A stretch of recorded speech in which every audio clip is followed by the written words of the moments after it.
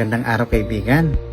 May nagtanong na ba sa'yo after 5 to 10 years, ano ka na kaya? Ano na ba ang na-achieve mo sa buhay? Well, your future depends on number 1, the book you read.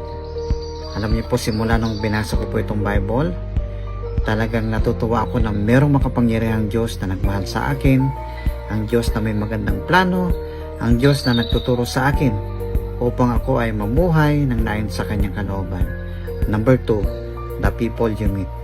Mga taong nakakasalamuhan natin at pinipili nating maging kaibigan na maaring makapagdulot ng kabutihan sa atin o kapahamakan.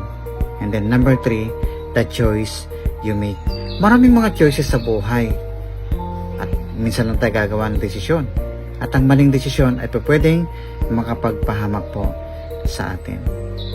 Well, ako po'y naniniwala na kapag ikaw ay nagtiwala sa Panginoon, ibinigay mo ang buhay mo sa Kanya, mangyayari ang napakagandang plano niya sa iyo at sa lahat ng nilalang maging sa akin. Salamat sa Panginoon dahil sa Kanyang kalooban.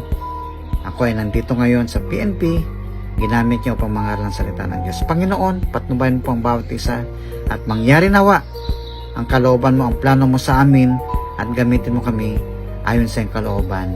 Amen.